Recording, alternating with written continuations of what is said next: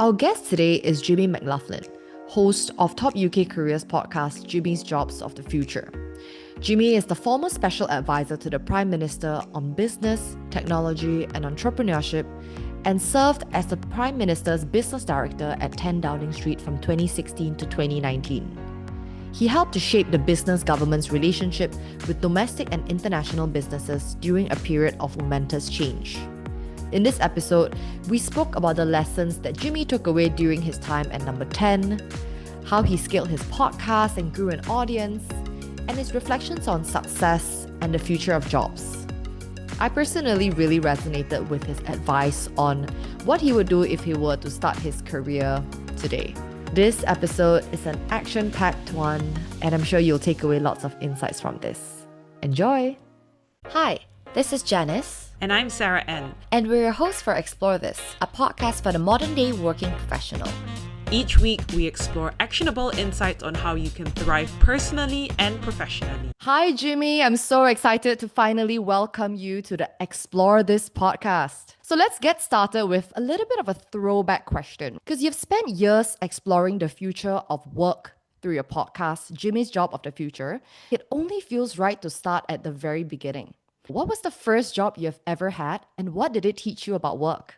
Well, the first thing that I did for money was actually help a neighbour clear their driveway of cement when they were kind of repaving it and so on. It took me about 2 days of sort of backbreaking labour to kind of do that. And that taught me I didn't want to do that particularly as a job, but I have a lot of respect for people now that do. And the first sort of continual thing I did was that I worked as a waiter at a golf club and behind the bar, etc. And that taught me so many things in terms of learning how to deal with people, but also actually how to be funny and build those kind of social relationships with people. And if you did that, you could almost kind of get around any problem that would happen if you could just be sort of slightly self-deprecating. And then the first sort of PAYE job I had was in my gap year when I worked for a credit card company, which taught me an awful lot about credit cards. And I can still quote various APRs back to you now and so on about it.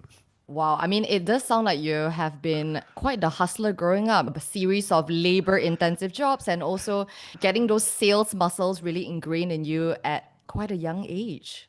Yes, I think that's true, actually. I think it's very valuable sort of swapping time for money early on in your career. It's funny, we've all become a little bit like the Romans, right, in terms of politics. We all have to introduce ourselves by what our father's profession was. If you notice, Rishi Sunak, son of a pharmacist, Keir Starmer, son of a toolmaker.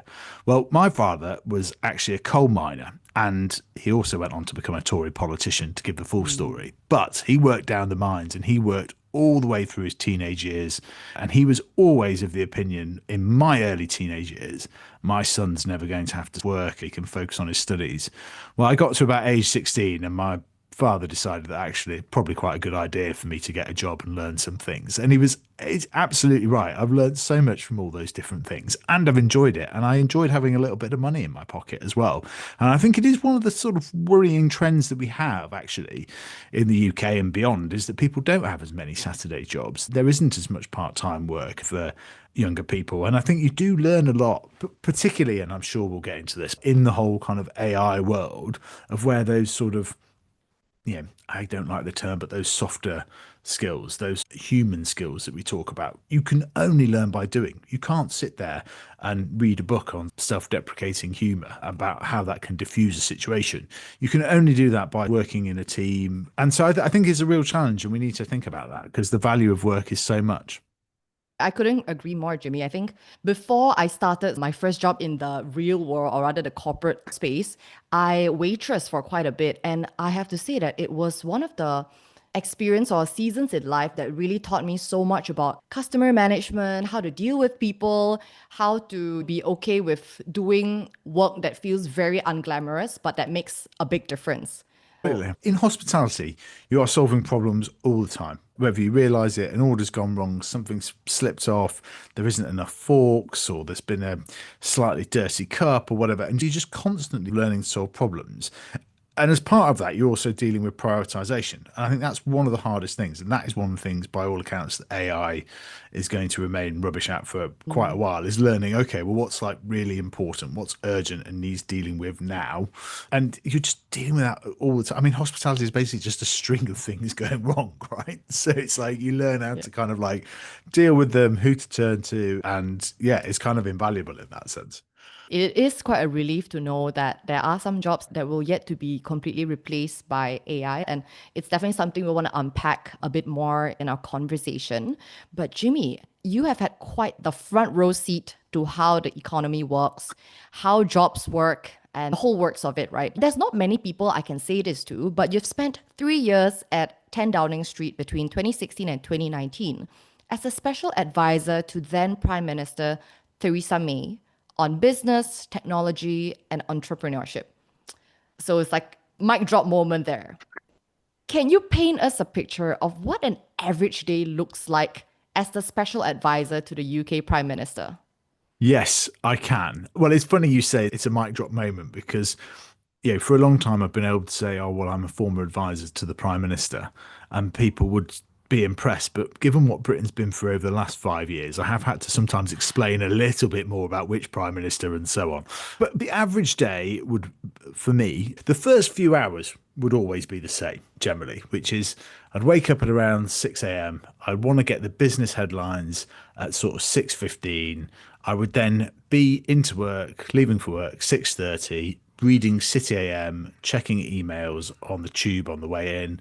And then I would arrive into the office, Downing Street, at 7, 7:15, more readings of the headlines, more of the business news, and would then go into the 8 a.m. meeting with the Prime Minister. Sometimes, if there was something particularly businessy or economic-y, like it was quite interesting.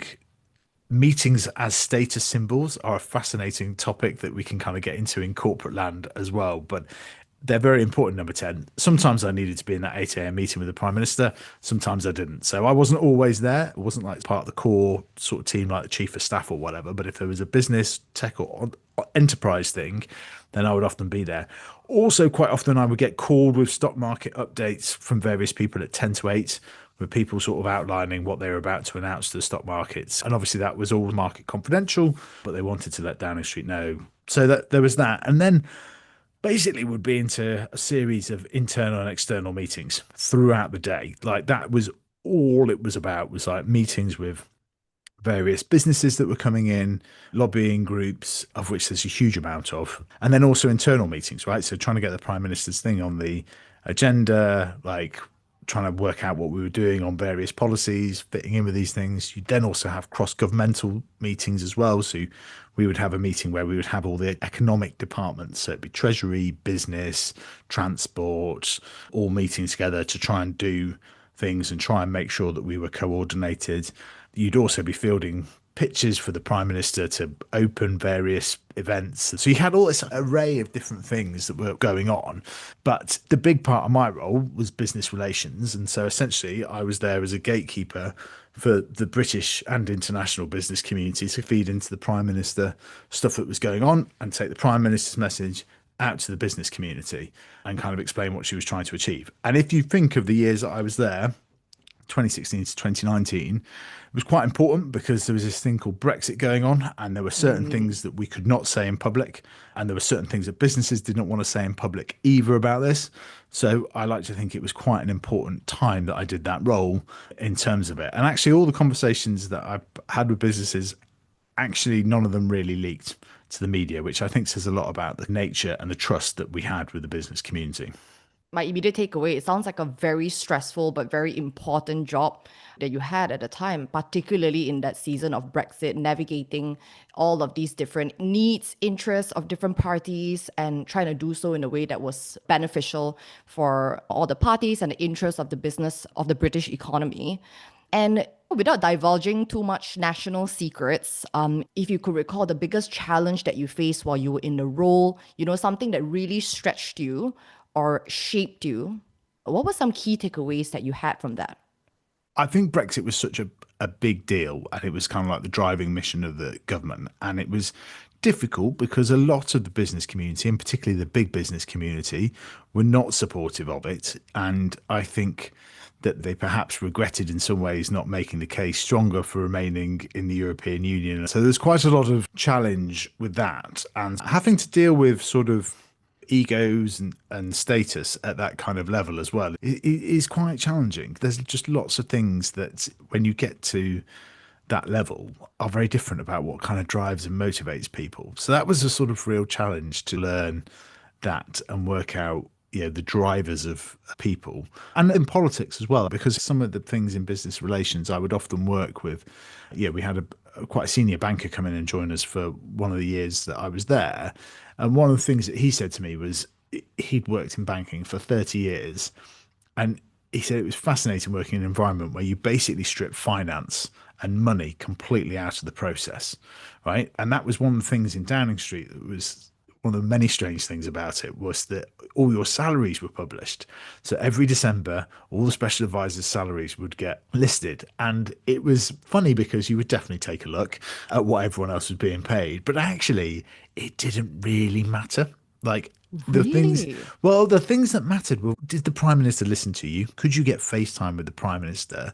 And could you get your agenda on? That was the sort of real driving thing, because you were all there for public service to try and drive the Prime Minister's agenda, try and make Britain a better place. So actually, if somebody were being paid, a few £1,000s more, it didn't massively alter the dynamics, really. And so that's always just one of the interesting side notes that I note about my time there.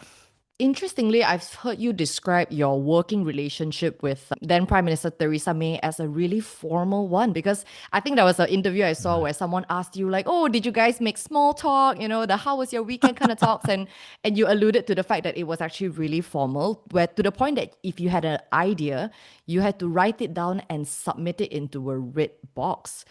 What Yes. was that like? And do you think that in hindsight, there could have been more efficient ways to get ideas bounced around? And do you think that fits into the modern ways of working that we have now? I'm just curious to hear your thoughts on that. That is a good question.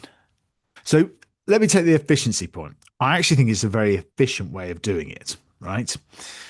So on that, if you have a meeting, almost any meeting will go on longer than it needs to because people want to have their say, right?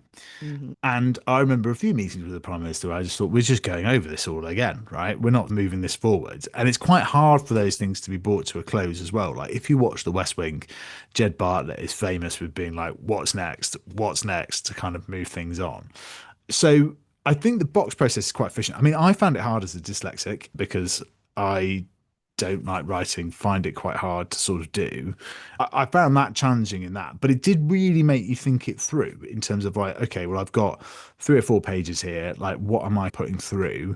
And so it was good discipline for you in terms of that. And actually, one of the meetings that I had about it, like, and this was part of the reason why I started Jimmy's Jobs of the Future, was that it'd be my job to go in and tell the Prime Minister that 10 to 8 stock market call, Debenhams calling to say they're about to make 10,000 people redundant, about to go into administration. And I would go in and tell the PM this news at the 8 a.m. meeting. And she would say, Jimmy, all you ever tell me about is job losses. But here we are at record high levels of employment.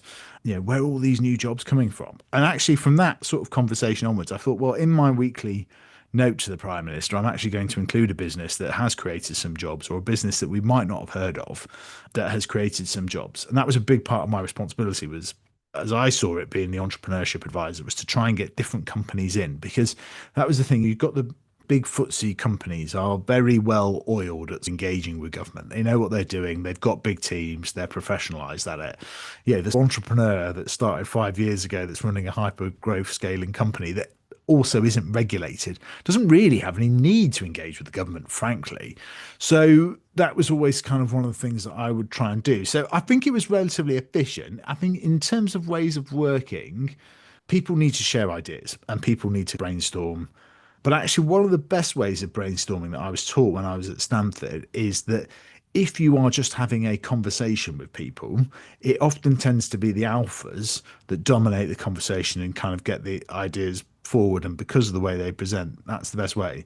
And actually, it's not like one of the best ways. And when we do team away days here, it's one of the things that I've taken is that I get people to write down ideas, right, and put it on post-it notes. Like that can be quite an effective way of getting stuff done. So I think there's lots of different ways. And actually, sometimes I notice in the team that we are a bit more effective when we're remote and we're all writing ideas on Slack and sort of building on them like that. So I think it's very interesting in terms of the way that the workplace is sort of changing it in that sense. But I mean, Downing Street in of itself is a not very modern workplace environment. So like for people that don't know, it's this building that's sort of 400 years old. It's an old terraced house and it's listed, so they can't change any of the layout of it.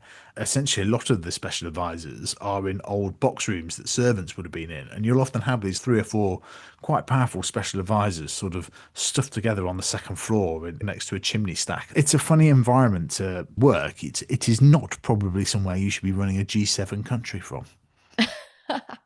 Well, I think there's something, if I could say, still charming, right? The fact that there are still heritage and old school classic tradition that is still being held. I just wanted to deep dive into a question on leadership and decision making.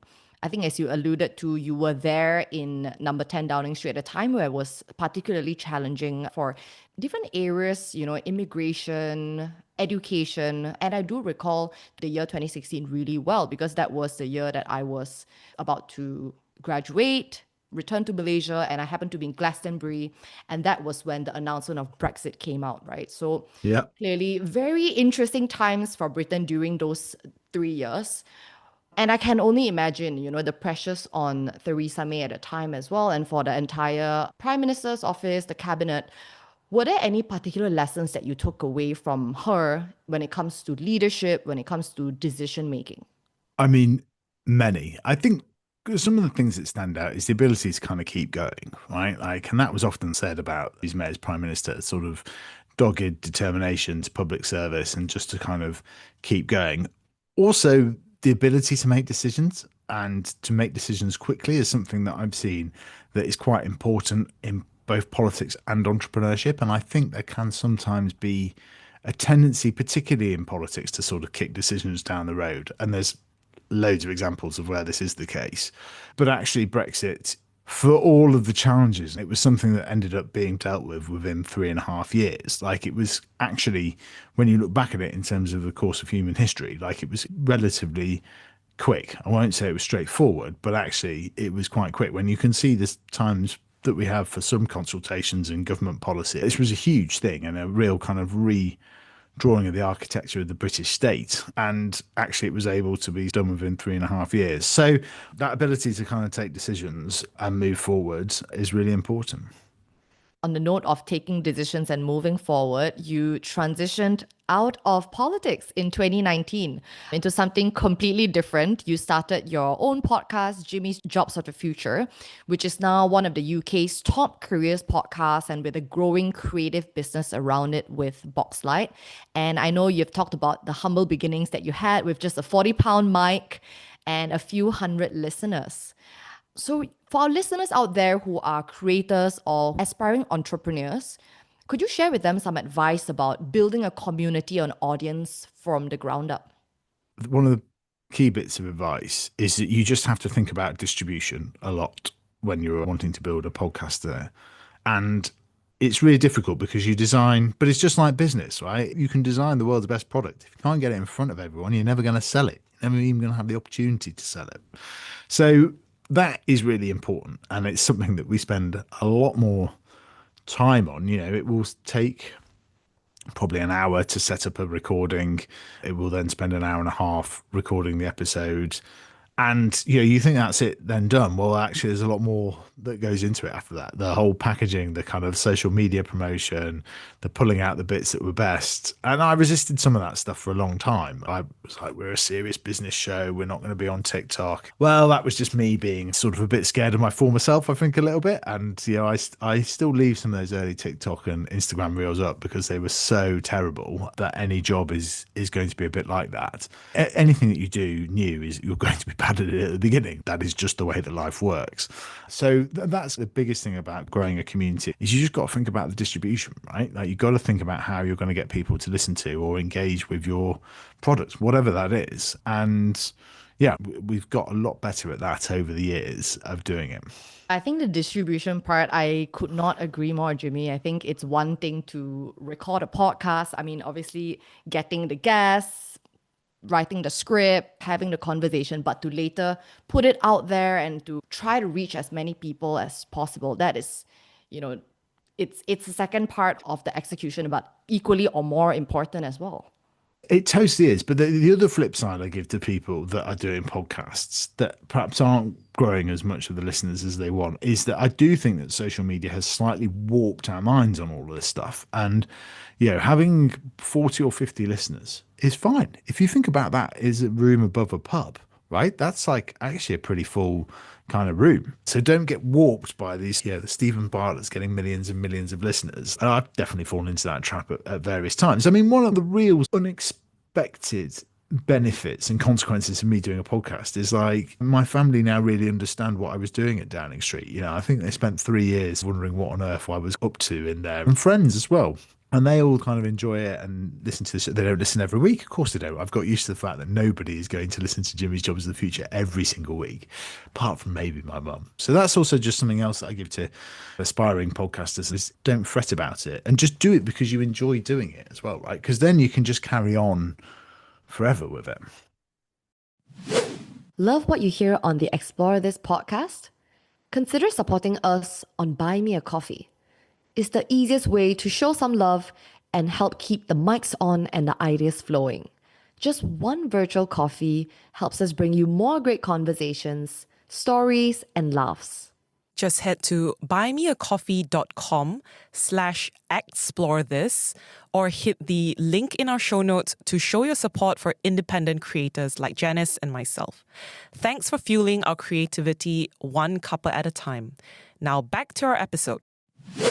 What actually inspired you to start a podcast speaking about jobs? I mean, besides the fact that that was very aligned to what you previously did at 10 Downing Street. Were you particularly curious about different people with interesting jobs? What was it actually that drove you to creating a podcast focused on this?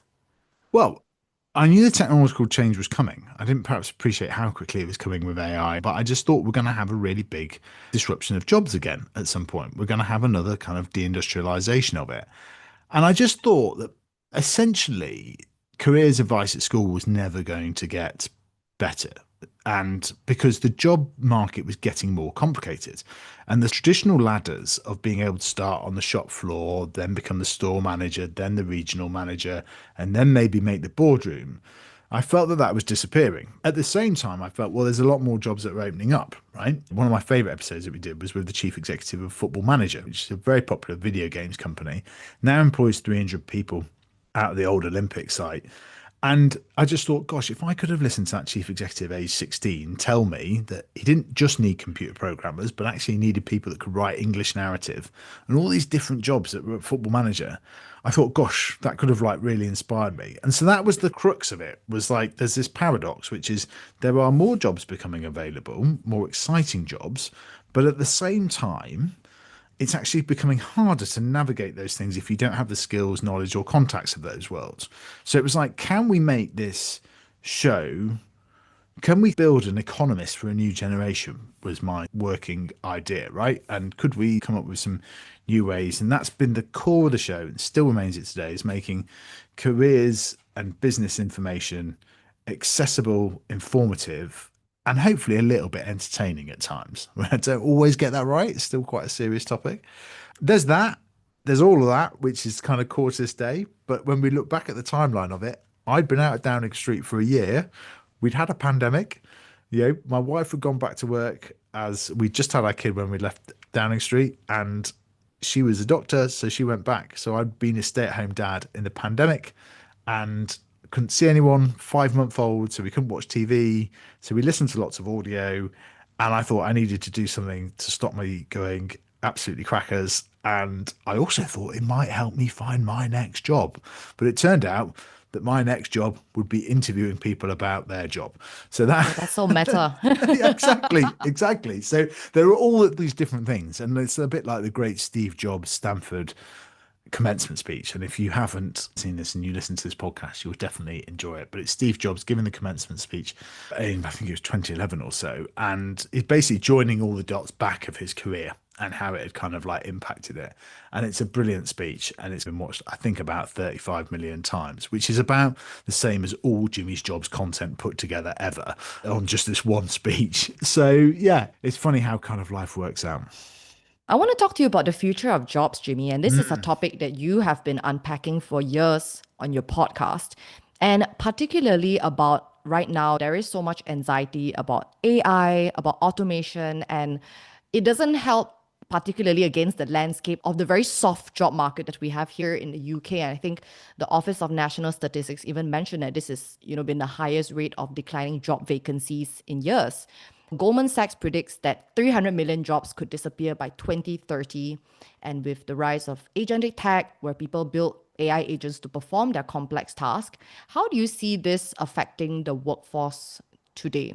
Well, look, it could be absolutely massive, right? And there can be no doubt that we are at the sort of potential cusp of a huge revolution. And to add to some of your great things there, we have 1 million people at the moment in the UK between the ages of 18 and 25 that are not in employment or education. Right, that is a huge amount of people. If they don't get a job, if they don't get those experiences that we sort of started talking about in this podcast, they could end up not working for the next 50 years. That could end up being a huge challenge for the British state for the rest of this century, essentially. So, to that end, what is the jobs of the future going to look like? Well, I think we have quite a Adam Smith way of looking at jobs. And what I mean by that is that actually jobs are not the singular task that we sometimes think of them. So with Adam Smith, it was like, draw it down to make it the job most efficient as possible. Putting the pinhead on top of a pin should be done by one person, and they can do that so much quicker than kind of constructing the whole pin, essentially. But actually, the truth is, in the modern world, most jobs are a collection of tasks. And there is no doubt that those collection of tasks are going to change, and they're going to change for everybody a lot in the next 5 years, right? AI is just doing more and more of that stuff. But having said that, the Excel spreadsheet should have killed off the accountant 25 years ago, right? Well, actually, we've got more accountants than we've ever had before. Now, those accountants do a very different job to what they did 25 years ago, and it's much more about knowledge and insight. And so I think there'll be kind of like much more of that. The thing is, as well, another one of my kind of favorite statistics that I bring out on this stuff is that 7 out of every 8 jobs in the United Kingdom are in the private sector. Now, the private sector's job remains remarkably similar. It is to research and to develop products that people want to pay more than it cost you to make them. And what you need to be able to do is you need to be able to get those products in front of people, and you need to be able to sell it. They're the kind of like key planks of what a private company does. Now, that is not going to change. The way that those things are done is going to change. And that's been the same for anyone. You think about anyone's job over the last 10 years, and when I'm speaking to a room full of corporate people, I'm like, whose job here has changed in the last 10 years? Everyone's has, and just the way it has. The internet did all this as well. So I am optimistic for it, because I think there'll be whole new markets created in the way that the internet led to a whole boom of sort of social media and social media jobs. Talk about the value actually created from some of that potentially, but it did lead to a huge area of that.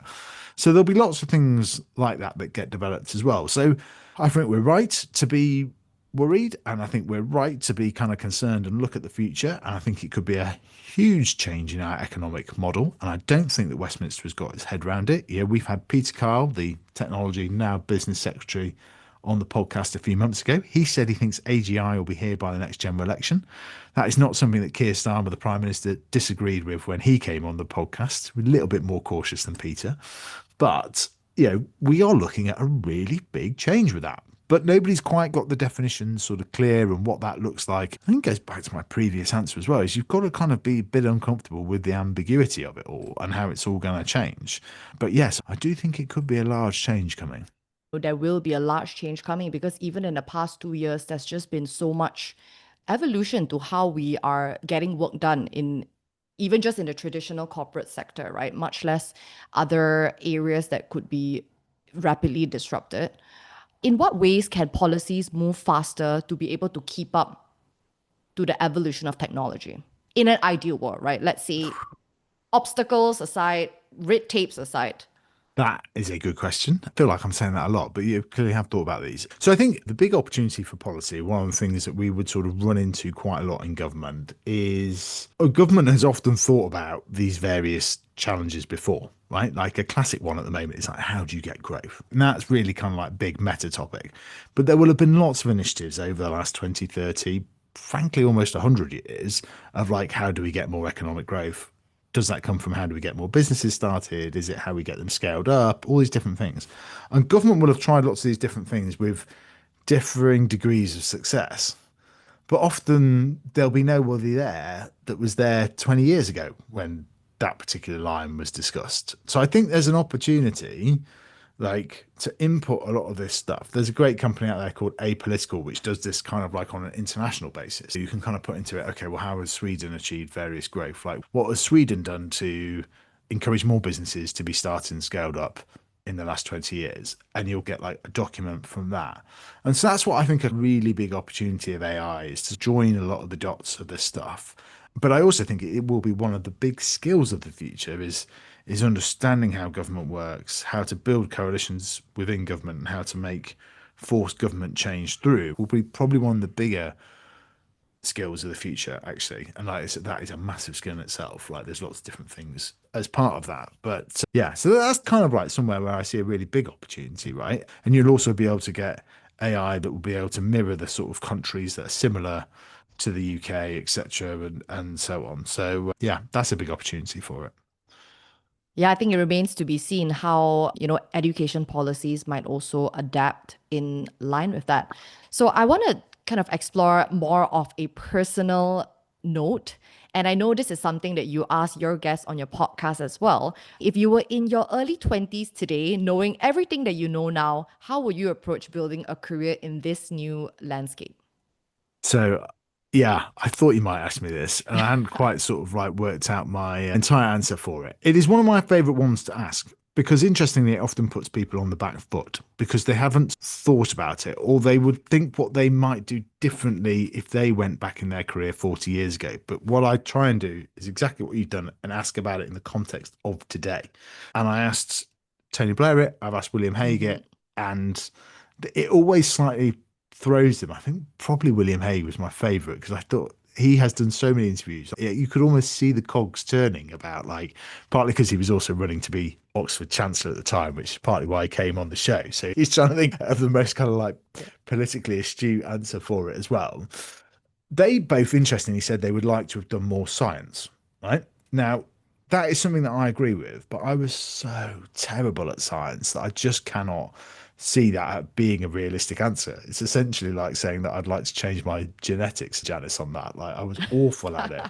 But I think I would definitely be doing something about AI. And I think that I would also, whilst this isn't sort of a kind of like career trajectory thing, I think I'd be trying to plug myself into more different communities as well. Like I was very focused on politics when I was early on in my career, but actually I was quite interested in entrepreneurship and technology. And there were a couple of communities that I joined that were very valuable, but not until I was 25. And I think now, like one of the interesting things is that it's become so much easier to build a community. I think that would be something that I would be really focusing on. So it's not really like a kind of career, it's not something that I would study differently. And I'm not sure, you know, I don't know is the answer, but they are things that I would do slightly differently as well, I think. Get yourself in the know and educated with AI and put yourself out there in these communities. That's kind of what I'm hearing you say, like be Exactly. involved. So the thing that I say in schools and universities and things is that at any point in your life, you have to think about what your advantages are. And the advantage that you have when you are young is time, both longevity of like a long career, hopefully, but also time in the day compared to senior peers. And so use that time to experiment with these tools, right? Learn what's out there and play with them. And it can do all kinds of stuff. I've had mates transitioning between jobs saying, oh, I want to do more of this AI stuff. And I'm just like, buy a premium account and just play with it. It's 15 quid a month or whatever. Like, it's not a huge amount. Just ask it and go on a journey of sort of self-discovery with it, because I think that's quite interesting. So that's kind of like one of the big things that I say, because actually that means if you then enter the workforce and you know how to use these things and what they're capable of more than perhaps previous generations do, you actually can add quite a lot quite quickly. And so I think it's this sort of thing of where the graduate market is really tough at the moment, and it's really hard for people that haven't got a job. But actually, if you've got a job and you're in a company and you're growing, like, it's quite an amazing time as well, because you are sort of operating with these amazing sort of superpower technology that we've essentially developed over the last couple of years. And with that, we are now about to move on to the rapid fire segment. Oh, Are you yes. ready for it? Here we go. And for the record, Jimmy has not seen any of these questions, so you're getting the unfiltered reactions. So, question number one: what is a not so widely known fact that you can tell us about number 10 Downing Street? Ooh, there are three different black doors that are used. So often one is being sort of cleaned or so on, and a fresh one gets put on when the president or the royal family visit. I like that. Very practical. Secondly, a job that you think will never ever be replaced by AI. Oh, well, I'll tell you what, historian. And part of the reason that I say that is that Microsoft released a report last week saying that that is the job that is second most likely to be made extinct by AI. And I just thought I completely disagree with that. I think, if anything, historians have become more important. It got translators as number one. If you check out my LinkedIn profile, I wrote a whole thing on this because I was just like, and understanding that cultural context of what is happening at any given time or the past, I think is going to become more important. And I can't see the rest is history as a podcast going anywhere soon. Everyone is doing these reports at the moment about jobs most likely to go and whatever. I just thought I fundamentally disagree with that, but who knows? Maybe we'll meet here again in 5 years' time and it turns out there'll be no historians, but I doubt it. And we'll have a good laugh and you'll eat your words. Yeah, exactly. What is the most memorable Jimmy Jobs episode and why? Oh, it is so hard to answer this. This is a bit like asking a favourite child. Look, Miles Jacobson, CEO of Football Manager, was our 100th episode. That was a big deal. Rishi Sunak coming on for about our 50th when he was Chancellor of the Exchequer was huge, right? That really catapulted us. There's no doubt doing people like William Hague and Nick Clegg that I sort of watched growing up was like a big deal to kind of sit down with them and go sort of toe to toe, as was doing Tony Blair.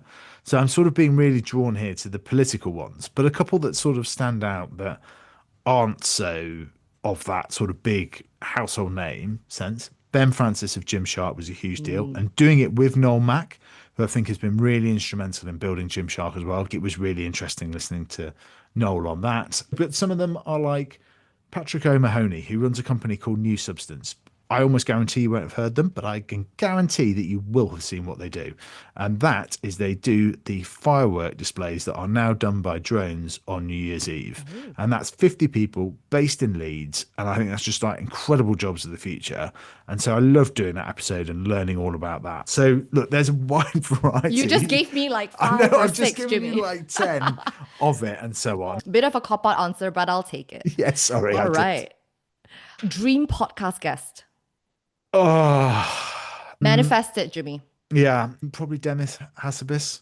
He was the number one when I wrote down when I was doing all this that I'd love to get on.